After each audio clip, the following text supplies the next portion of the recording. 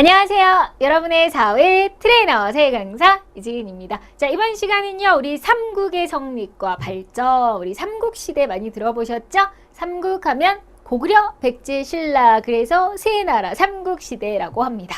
자, 근데 사실은요, 나라가 하나 더 있거든요. 네, 고구려, 백제, 신라 말고도 가야라고 하는 나라가 있는데 왜 삼국이라고 하는지 사국이 아니고 네, 가야가 철저히 무시되고 있습니다. 자, 가야는요 오래 가질 못했어요. 고구려, 백제, 신라는 오래 갔는데요. 가야는 빨리 망합니다. 그렇기 때문에 4개가 있었지만 우리가 가야를 철저히 무시하고 삼국시대 이렇게 얘기를 한다는 걸 참고로 알아주시고요. 자, 지난 시간에 복습하겠습니다. 구석기, 신석기, 청동기, 철기. 자, 거기다가 우리 최초의 국가 고조선, 청동기 시대, 그 다음에 부여, 고구려, 옥저, 동해, 사만. 이렇게 해서 여러 개의 철기 국가들이 있었습니다. 자, 이렇게 많은 나라들이 있었지만 이제 하나씩 정리가 되고 우리는 정말로 이제 제대로 왕권이 세지는, 제대로 나라다워지는 고구려, 백제, 신라 이렇게 세 나라가 등장을 하게 되는 거죠. 고구려, 백제, 신라 삼국의 시대가 오픈이 됐습니다. 자, 그러면 우리가 이제 국가가 탄생하는 과정을 잠깐만 설명을 해드리면요. 국가라고 하는 것은 자, 원래는 자, 이렇게 부족들이 있었어요. 자, 부족들이 있었습니다. 자, 그럼 부족을 관리하는 건 군장이죠. 부족을 다스리는 군장들. 이렇게만 있으면 군장 국가라고 해요. 아직 왕이 없네요. 그러다가 야, 우리 한번 나라를 한번 만들어 볼까? 자, 이렇게 해서 우리 한번 연합할래? 손 잡아볼래? 자, 그래서 하나의 나라가 탄생이 됩니다. 하나의 나라가 됐고요. 그 다음에 그러면 한 명 왕이 필요하겠네요. 야, 네가 왕해. 자, 그래서 이제 하나의 나라가 됐고 그 다음에 왕을 만들었는데 뭐 이 군장이나 왕이나 뭐 그렇게 힘 차이는 없어요. 무늬만 왕. 자, 이게 바로 연맹 국가예요. 부여하고 고구려. 지난 시간에 부여하고 고구려가 이렇게 연맹 국가, 연맹 왕국에 담겼는데 자, 이러다가 완전히 자, 이 왕이요. 정말 강력한 왕이 됩니다. 이 나머지들은 완전히 이 왕의 이제 똘마니 네, 신하가 되는 거죠. 자, 이렇게 해서 강력한 왕이 된다면 이제 그때부터를 중앙집권 국가다 이렇게 얘기해요. 중앙집권 국가다. 이제 왕권이 세지는 거죠. 네, 그래서 우리 고구려, 백제, 신라가 완전 중앙집권 국가로서 정말로 강력한 나라로 거듭납니다. 자, 근데 우리 가야가 그러질 못해요. 자, 얘네들 고구려, 백제, 신라는 이제 왕도 있고 힘도 있는 왕이에요. 강력한 나라가 됩니다. 중앙집권 국가가 되는데 가야는 그러지 못하고 연맹 국가, 연맹 왕국의 단계에서 끝나는 거죠. 그래서 우리가 이 삼국에 껴주질 않는 거예요. 자, 그러면 이렇게 진짜 나라다워지는 강력한 중앙집권 국가가 됐다는 건 중앙에 왕권이 집중되는 그러한 강력한 국가가 됐다는 조건이 4가지가 필요해요. 이 4가지 조건이 완벽하면 그래 중앙집권 국가로 인정 이렇게 되는데 일단 첫 번째 왕권이 세야 됩니다. 왕권이 세다는 증거는 왕의 자리를 아들한테 물려줄 때 부자 상속이 이루어져요. 아니 그럼 당연한 거 아니에요? 아니었어요. 옛날에는요 동생한테 물려줬어요. 형제 상속이었어요. 그런데 자 왕권이 세지면서 사실 자기 핏줄을 제일 자기 자식을 제일 챙기지 않나요? 누구든지요. 부모가 된다면 자 그래서 아들한테 물려주면서 진정한 왕권 강화라고 보는 거고요. 그 다음에 이제 땅 따먹기를 정말 열심히 합니다. 영토 확장을 위해서 특히 이 고구려 백제 신라가 서로 한강을 놓고 엄청나게 싸워요. 서로 그 중앙의 자리를 차지하기 위해서 이렇게 정복 활동을 많이 하고요. 자 그 다음에 이제는 제대로 된 나라여야 하니까 제대로 된 법 룰을 만드는 거죠. 그것이 율령입니다. 율령을 반포한다 이렇게 얘기할 수 있어요. 제대로 된 룰, 법을 만들고요. 자, 그 다음에 또 법이 있어도요. 국민들이 또 단합이 돼야 되겠죠. 정신 통일을 이루기 위해서 종교를 이용해요. 자, 이 세 나라가 전부 다 불교를 처음으로 믿기 시작합니다. 자, 그래서 우리 옛날에는 우리가 불교 국가예요. 고구려 백제 신라가 전부 다 불교 신자입니다. 불교를 믿는 나라. 자, 그래서 정신 통일까지. 자, 그러면 고구려도 그렇고 백제도 그렇고 신라도 그렇고요. 왕권이 세지고요.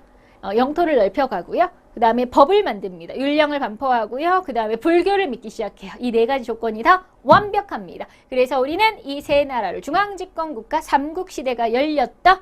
이렇게 얘기하죠. 우리의 고대예요. 우리 대한민국의 고대 국가 삼국시대입니다. 자, 그러면 이제 하나씩 보실게요. 자, 우리가 수많은 왕들이 있어요. 자, 수많은 왕을 다 외우려면 머리가 뽀개지겠죠. 터지겠죠. 그쵸? 네, 여러분들한테 제가 너무나 많은 걸 말하지 않겠습니다. 네, 여러분 힘드시니까. 자, 그래서 적어도 누가 나라를 세웠는지, 그리고 제일 잘 나가, 누가 제일 잘 나가, 내가 제일 잘 나가, 이 내가 제일 잘 나가, 그 바로 제일 잘 나갔던 전성기 왕만 기억해 주세요. 자, 전성기 왕이 시험 문제 제일 많이 나옵니다. 고구려 때, 백제 때, 신라 때 가장 잘 나갔던 왕. 아셨죠? 이 모든 왕을 다 외울 수는 없잖아요. 자, 그러면 이제 고구려부터 가시면 고구려는요, 주몽이 세웠습니다. 주몽. 뭐 아래서 태어났다고 하죠. 활을 너무너무 잘 썼다고 해요. 자, 주몽. 바로 이제 졸본이라고 하는 우리 지도를 또 잠깐 그려보면요.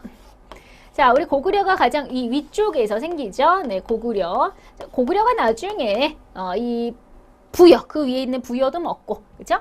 그 다음에 옥저나 동해 이런 것도 이제 다 장악을 해버리죠. 그래서 이제 고구려가 쭉 유지가 되고요.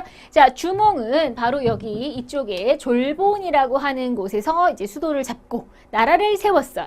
그리고 이제 나중에 주몽의 아들 유리왕이 이제 국내성으로 약간 수도를 한 번 더 옮기고, 자, 수도를 전부 3번 옮기거든요. 자, 그래서 고구려를 세운 건 주몽. 자, 그러면 백제를 세운 건요, 우리 주몽한테 부인이 둘이 있었습니다. 네, 그래서 이제 우리 큰 부인한테 낳은 아들이 유리왕. 그 유리왕이 이제 2대 왕이 되는 거고요. 자, 그럼 두 번째 부인이 소선호라고 하는 부인인데 그 두 번째 부인한테서 바로 이 온조가 두 번째 부인. 그래서 온조와 비류와 온조가 우리가 두 번째 부인의 아들인데요. 그러면 자, 보세요. 유리왕이 그 본처의 아들이 왕이 됐어요. 그러면 우리 두 번째 부인의 아들들은 위험하죠. 옛날에는 정말 위험하잖아요. 죽일 수도 있고. 자, 그래서 내려온 거죠. 내려왔습니다. 내려와서 특히 이제 온조가 우리 한강 주변에서 바로 나라를 세운 게 백제가 되는 거죠. 이렇게 해서 백제가 건국이 되는 거예요. 바로 한강 근처에서 나라를 세운 거. 온조가 백제를 세웠고 주몽의 아들이겠죠. 고구려의 후손 온조. 되셨죠? 자, 그 다음에 우리 신라는 우리 박혁거세가 네, 바로 경주에서 우리가 신라를 세웁니다. 박혁거세. 네, 또 이렇게. 자, 박혁거세도 그 신라에 나정이라는 우물이 있어요. 그 우물 옆에서, 아래에서 태어나고요. 그 다음에 이제 가야, 여기 있는 가야, 요 아래 가야라는 나라, 옛날 변한이었죠? 철이 많이 나기로 유명했던 변한 자리에서 가야가 탄생하는데, 김수로가, 네, 우리 그 영화배우 김수로가 아니죠. 네. 자, 김수로가 세웁니다. 역시 아래에서 태어나요. 주몽도 아래에서. 그러니까 온조 빼고는 다 죄다 아래에서 태어납니다. 왜 아래에서 태어나냐?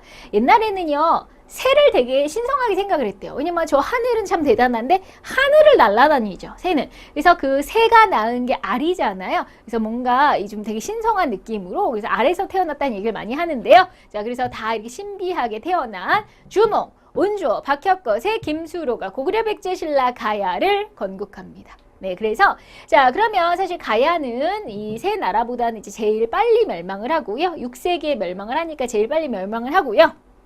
그러면 자, 우리 이제 쭉 보실게요. 자, 수많은 왕들이 있습니다. 제일 먼저 그 이 세 나라 중에 제일 먼저 그래도 기반을 잘 닦은 나라는 고구려예요.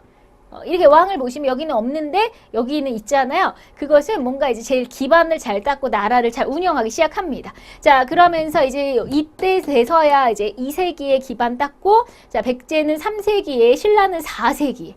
그러니까 거의 100년, 200년이나 늦은 거죠. 신라가 제일 맨 꼴찌로 이제 가장 이제 스타트가 준비가 늦어요. 그러니까 나라가 제대로 안정되고 이러는 게 제일 늦은 거예요. 기반을 이제 제대로 된 기반을 닦은 게. 자, 그렇지만 우리가 신라가 마지막 승자가 됩니다. 가장 늦었던 신라가 왜냐하면 나중에 삼국을 다 통일하니까요. 신라가 삼국을 다 통일합니다.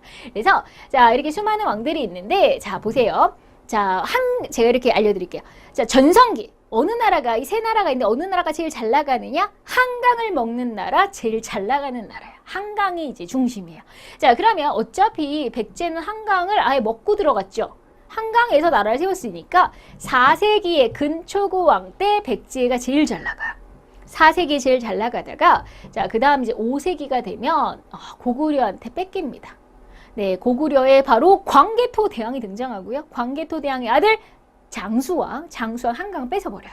자, 이제 한강을 뺏깁니다. 자, 그러니까 완전 고구려가 잘 나가요. 5세기. 자, 그러다가 6세기에 되면 신라의 진흥왕이 한강을 뺏습니다. 자, 그러니까 자, 우리가 4세기, 5세기, 6세기 누가 한강을 먹느냐? 자, 처음에는 백제 거, 그 다음 고구려 거, 그 다음 신라 게 되는 거죠. 그렇죠? 그래서 전성기 순서는 백제, 고구려, 신라 순서고 4세기, 5세기, 6세기고 4세기에는 백제의 근초고왕, 5세기엔 고구려의 광개토대왕, 장수왕, 6세기는 진흥왕 이런 식으로 네, 순서대로 기억해 주시면 되겠습니다. 되셨죠? 네, 그래서 수많은 왕이 있지만 이제 그 당시에 제일 잘 나갔던 왕들을 기억해 주시고요. 고구려는 수도를 3번 옮깁니다. 이 졸본송에서 한 번 국내성 그리고 나중에 지금 북한의 수도는 평양으로 옮겨요. 평양. 자, 그 다음에 백제는 처음에 한강이었는데 나중에 한강 뺏겼다 그랬잖아요. 장수왕한테 한강 뺏겼어요. 그러면 수도가 없어진 거죠. 그렇죠? 그래서 어쩔 수 없이 수도를 지금의 충청도 공주로 이동합니다. 공주 옛날에 웅증성이라고 했어요. 그러다가 마지막에는 또 부여로 옮겨요. 충청도 공주 부여. 공주와 부여는 옛날 백제의 수도였던 자리들이죠. 그래서 웅진성, 사비성 이렇게 얘기하는데 자 지금으로 치면 공주 부여로 수도를 옮기고요. 그렇게 3번 옮기고요. 신라는 경주입니다. 쭉 경주 아셨죠? 그리고 여기에 작은 나라 가야가 있더라. 가야는 철로 유명한 나라. 금방 망한다 이렇게 생각하면 돼요. 나중에 결국 신라한테 망합니다. 자 그래서 고구려, 백제, 신라, 가야 누가 건국을 했고 전성기가 누군지는 꼭 기억하시고요. 자 그러면 우리 고구려, 백제, 신라는 자 회의가 있어요. 귀족 회의가 있습니다. 귀족들이 모여서 하는 아주 중요한 회의가 있는데요. 우리가 고구려에는 제가회의라고 해요. 고구려의 제가회의, 그 다음에 우리 백제에는 정사암, 정사를 돌보는 바위, 그 바위가 있습니다. 그 바위 옆에서 한다 해서 정사암 회의, 그 다음에 신라는 화백회의라는 회의가 있어요. 화백회의. 화백회의는 참 특이한 게요. 이 귀족들이 모여서 회의를 하는데 모두가 만장일치가 나와야 된대요. 그러기가 쉽지 않잖아요. 보통 뭐 다수결로 한다거나 이러는데 여기는 만장일치로 결정해야 돼. 모두가 오케이 뭐 이렇게 해야 된다는 거죠. 그렇죠? 네, 그래서 고구려, 백제, 신라는 이렇게 제가회의, 정사회의, 화백회의라고 하는 무슨 회의가 있다?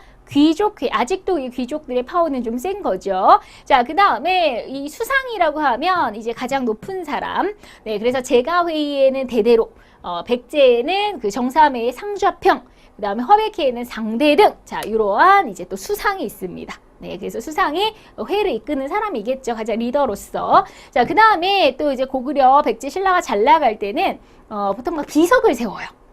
잘난 척 하는 게 뭐 있겠어요. 내가 여기를 지배하노라, 뭐 이렇게 내가 여기까지 왔다 간다, 뭐 이렇게 비석을 막 세웁니다. 자, 그래서 고구려 때는 광개토 대왕 릉비가 있고요. 중원 고구려비 이런 이제 비석이 있고요. 그 다음에 우리 신라는 진흥왕 때 우리 단양 적성비, 그 다음에 진흥왕 순수비. 진흥왕이 순수한 남자라서 순수비를 세운 게 아니라 내가 친히 여기를 밟고 가노라 뭐 이런 뜻이에요. 네, 여기 왔다 간다 뭐 이런 뜻. 네, 진흥왕 순수비 4개나 세웁니다. 그러니까 이제 엄청 잘난 척이 장난 아니죠. 내가 여기까지 왔어 막 이러면서 막 비석을 여기를 세우는 거죠. 자, 그래서 고구려, 백제, 신라 이런 모습들 귀족회의가 있다는 거. 귀족회의는 이제 국가의 중요한 일을 결정하고요. 여기서 이제 아까 그 수상들을 선출하고요. 때로는 왕이 뭘 할 때 왕을 태클 걸고 왕을 견제하고 이런 역할을 하는 게 귀족회의예요. 자, 그러면 자 한강을 먹은 나라가 곧 전성기 그랬잖아요. 우리 한강 제일 먼저 백제가 4세기의 근초고왕 한강을 먹고 들어가는 백제가 그러다가 뺏겨요. 네, 5세기에는 고구려가 잘 나갑니다. 광개토 대왕. 자, 여기는 고구려는요. 전성기가 왕이 2명이에요. 아버지가 너무 잘 나갔는데 아들까지 그 이름하여 광개토 대왕이죠. 그냥 왕이 아니고 아주 큰 왕이다. 자, 광개토란 말 자체가요. 넓을 광자, 열개자, 흑토, 땅이죠. 자, 땅을 넓힌 왕이다 이런 뜻이야. 말 그대로 땅을 얼마나 넓혔는지. 그리고 역시 바톤을 이어받아서 아들은 또 엄청 오래 살았다고 하죠. 그 시절에 거의 100세 가까이 90대까지 갔으니까 어마어마하게 오래 살았죠. 장수왕. 그 다음에 이제 6세기에 진흥왕이 다시 한강을 뺐습니다. 네, 그래서 우리가 백제, 고구려, 신라 순서로 왕 이름 기억하시고요. 자, 그 다음에 왜 도대체 이렇게 한강을 놓고 싸웠느냐? 자, 한강은 우리나라 한반도의 중앙이에요. 그 중심이죠. 자, 이 한강을 먹게 되면 일단 길목이죠. 교통의 요지고 딱 가운데고 한강이 굉장히 기름집니다. 비옥한 농경지도 있고 인구도 풍부하고 좋은 점이 너무 많죠. 심지어는 중국이랑 교류하기도 좋고. 네, 그리고 또 여러 가지 한반도의 중심, 인적 물적 자원 풍부, 그러니까 인구도 많고 농경도 1위하고 중국하고 교류도 좋고 그래서 항쟁이 중심이 될 수밖에 없었고 싸움의 중심 그리고 통일의 기점이 되는 거죠. 그래서 한강을 먹은 나라가 이렇게 기세 등등 잘 나갔다 이렇게 생각하시면 되겠습니다. 자, 그러면 그래도 전성기라고 했으니까 왕들의 업적을 조금만 더 알아보도록 할게요. 자, 보시면 일단 이 지도 보는 법을 알려드릴게요. 자, 지도가 여러분들 지도만 나오면 어우 겁나 이러시는 분들이 계신데 지도는 가장 쉬운 힌트입니다. 자, 보세요. 한강은 보통 이제 가운데 이렇게 여기 이쯤 가운데가 한강이죠. 대충 이렇게 가운데 이렇게 찍찍찍 그세요. 가운데니까. 자, 이 한강을 누가 먹느냐 봤더니 이 색깔. 요 나라 이 나라 백제인데 백제가 한강 먹고 있어? 4세기 근초고왕이네? 그쵸? 자, 그럼 여기 한강이 여기 있는데, 여기 지금 노란색 땅 고구려 땅이네? 아, 고구려가 한강을 먹고 있네? 5세기 장수왕이네?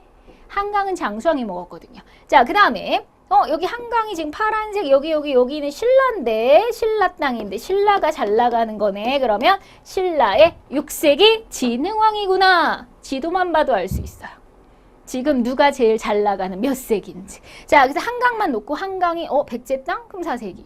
한강이 고구려 거야? 그럼 5세기. 한강이 신라 거야? 그럼 6세기네? 이렇게 하고 맞추시면 되는 거예요. 자, 그러면 보세요. 자, 이 4세기 백제의 근초고왕이 제일 잘 나갑니다. 초반에. 자, 근초고왕은 굉장히 이제 왕권을 강화하고 아까 왕권 강화의 증오로 부자 상속한다고 그랬죠. 영토도 많이 넓혔어요. 옛날 백제보다 많이 넓어진 겁니다. 그리고 그 당시에는 해외도 많이 진출하는데 이제 화살표가 막 지금 중국하고도 가고 막 일본하고도 교류를 하죠. 해외 교류 굉장히 많고요. 특히 이제 백제가 일본이랑 많이 친하게 지내요. 그래서 일본 왕한테 칼도 선물합니다. 그 칼의 이름이 칠지도예요. 칠지도. 그래서 일본이 지금도 국보급으로 보관하고 있는 우리 백제가 일본 왕한테 하사라는 게 뭐예요? 우리보다 조금 낮은 나라한테 선물로 주는 거 아니에요? 그죠? 그런 하사한 외왕한테 선물한 그 칠지도라는 칼이 있습니다. 자, 바로 백제의 근초고왕. 자, 그러다가 이제 5세기에 가면 광개토대왕이 어마어마하죠?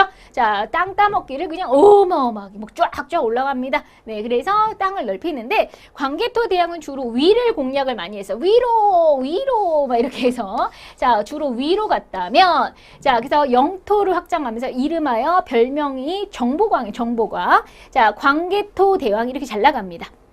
그리고 어떤 일이 있었냐면 신라 보실까요? 신라 요만해요. 이때는 신라가 참 귀엽습니다. 신라가 너무 조그마죠? 자, 이때 신라가 굉장히 어려웠어요. 그때 일본 애들이 막 신라를 공격하고 막 이런 일들이 있었거든요. 그래서 광개토대왕이 군대를 보내준 적이 있어요. 그래서 왜군을 격퇴해서 신라를 도와준 경험이 한 번 있습니다. 자, 광개토대왕이 왜군의 격퇴를 도와줍니다. 신라를 도와줬어요. 자, 그 증거가 신라의 그 호명이라고 하는 그릇이 있는데 그 그릇 밑바닥에 접시처럼 생긴 그릇 밑바닥에 이제 글씨가 써져 있는데 광개토대왕 어쩌고저쩌고 써 있어요. 자, 그래서 신라의 땅에 광개토대왕의 업적이 담겨 있는 글이 써 있다. 이게 이제 그런 옛날의 관계를 보여주는 그릇으로 보는 거예요. 호우명 그릇. 아셨죠? 호우명 그릇. 그래서 뭐 연호도 사용했고 했는데 자, 아빠가 이렇게 잘 나갔습니다. 아빠가 이렇게 잘 나갔어요. 자, 이제 아들이 바톤을 이어받아요. 자, 그러면 이제 아들 입장에서 자기 훌륭했던 아빠를 위해서 아빠 무덤 앞에다 비석을 세워준 거예요. 그게 바로 광개토대왕 릉비야. 릉이 무덤이거든요. 그래서 무덤 앞에다 비석을 아들이 세워줬습니다. 광개토대왕 릉비. 광개토대왕 옛날에는 비석에다가 이 사람은 언제 태어났고 무슨 업적이 몇 살 때 있었으면 이렇게 굉장히 자세하게 업적을 적어주거든요. 요즘처럼 그냥 딱 비석만 딸랑 있는 게 아니라 그래서 이런 광개토대왕 릉비가 있고요. 그 다음에 장수왕도 이제 잘 나가요. 아빠가 주로 위를 공략했다면 그럼 나는 내려가겠다. 그래서 한강을 먹어버린 거예요. 그래서 아빠는 땅을 어마어마하게 넓혔지만 한강은 안 먹었거든요. 근데 이제 아들은 밑으로 와서 한강을 먹고 자, 그럼 나라가 너무 큰데 수도가 너무 이쪽에 자, 이게 수도가 국내성. 자, 좀 지어볼게요. 자, 지금 수도가 여기입니다. 자, 그러니까 나라는 이렇게 넓은데 좀 더 수도를 내려야 되는 거 아닌가. 그래서 우리 장수왕이 수도를 평양으로 옮기는 거예요. 평양성으로 수도를 옮깁니다. 자, 그리고 내려가자 남쪽으로 진출. 이게 바로 장수왕의 남진 정책이라고 하는 거예요. 내려가겠다. 그러니까 비상이에요. 누가 비상이냐면 자, 백제하고 신라가 비상입니다. 아니, 장수왕이 자꾸 내려오면 우리 어쩌라고. 그래서 막 신라하고 백제가 손 잡고 동맹 맺고 우리 어떻게든 같이 한번 고구려를 막아보자 막 이렇게 용 씁니다. 네, 그치만 엄청 잘 나가 장수왕이. 자, 결국 한강을 뺏고 네, 그 다음에 자기가 나 여기까지 왔다 하고 비석 세우고 그게 바로 중원 고구려 비예요. 내가 여기까지 왔다 간다 이렇게 비석을 딱 하니 세우는 거죠. 옛날에 귀여운 잘난 척이